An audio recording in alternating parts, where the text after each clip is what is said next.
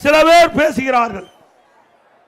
இன்றைக்கு அனைத்து இந்திய அண்ணா திராவிட முன்னேற்ற கழகம் இப்பொழுது யார் கையில் இருக்கிறது என்று கேட்கின்றார்கள். பாவம், அறியாமையின் காரணமாக பேசுவதாக நான் பார்க்கின்றேன்.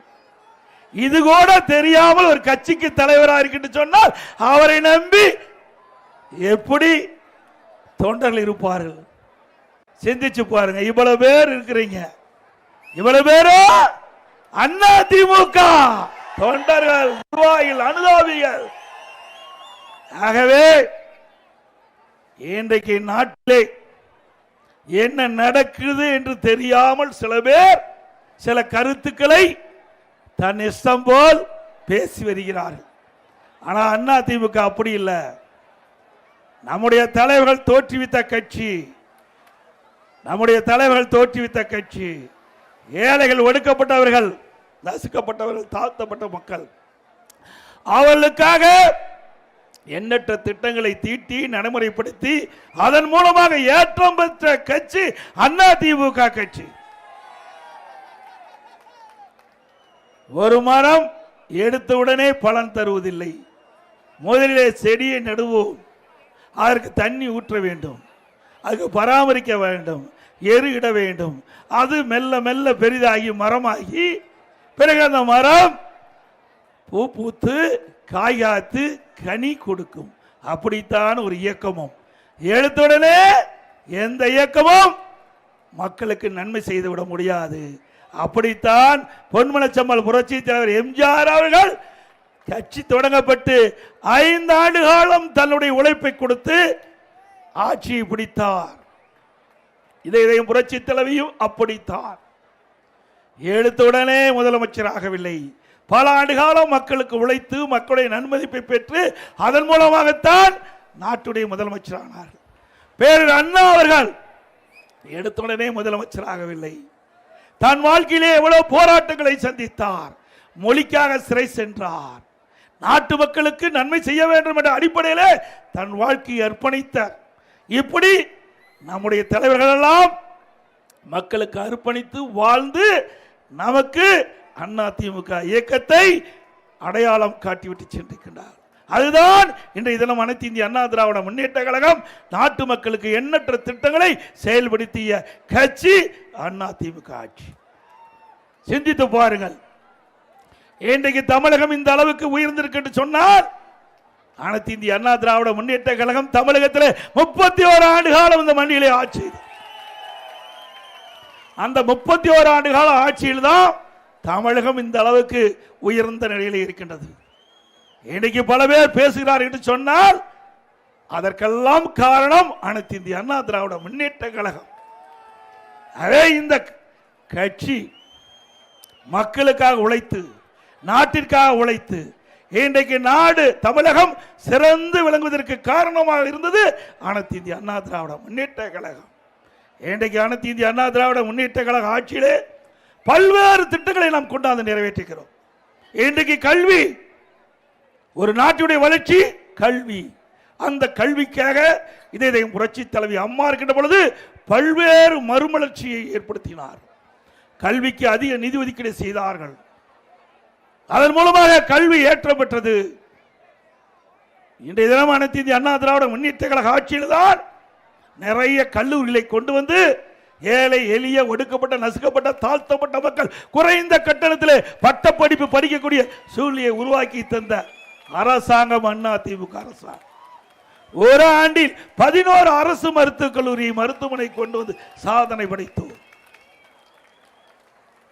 அம்மா இருக்கின்ற பொழுது 6 அரசு மருத்துவக் கல்லூரி மருத்துவமனை. அனைத்து இந்திய அண்ணா திராவிட முன்னேற்ற கழக ஆட்சியில 17 அரசு மருத்துவக் கல்லூரி மருத்துவமனை கொண்டு வந்து இன்றைக்கு இந்தியாவிலேயே தமிழ்நாடு ஒரு வரலாற்று சிறப்பு மிக்க ஒரு அரசாங்கமாக அண்ணா திமுக அரசாங்கம் திகழ்ந்தது. அதே போல அனைத்து இந்திய அண்ணா திராவிட முன்னேற்ற கழகத்துடைய 10 ஆண்டு கால ஆட்சி 2011 2021 வரை 67 கலை மற்றும் அறிவியல் கல்லூரி. இதனால் ஆங்காங்கே இருக்கின்ற ஏழை மக்கள், தாழ்த்தப்பட்ட மக்கள் குறைந்த கட்டணத்திலே பட்ட படிப்பு படிக்கக்கூடிய சூழ்நிலையை உருவாக்கி தந்த அரசாங்கம் அண்ணா திமுக அரசாங்கம். 21 பாலிடெக்னிக் 4 பொறியியல் கல்லூரி, 4 வேளாண்மை கல்லூரி, 5 கால்நடை மருத்துவ ஆராய்ச்சி நிலையம், மிகப்பெரிய கால்நடை பூங்கா, பாலிடெக்னிக், அது மட்டும் இல்லாம பிடெக் கல்லூரி, ஐடி கல்லூரி, இப்படி இன்றைக்கு தமிழகத்திலேயே அதிகமான கல்லூரியை திறந்த ஒரே அரசாங்கம் அதிமுக அரசாங்கம். ஏழை குடும்பத்தில் இருந்த மாணவ மாணவி இன்றைக்கு பட்டப்படிப்பு படிப்பதற்கு அடித்தளம் விட்ட அரசாங்கம் அதிமுக அரசாங்கம். அதனாலதான் 2019-20 இன்றைக்கு இந்தியாவிலேயே உயர்கல்வி படிப்பதிலே முதல் மாநிலம் என்ற பெயரை பெற்றது அதிமுக ஆட்சியில். இதெல்லாம் ஒரு சாதனை.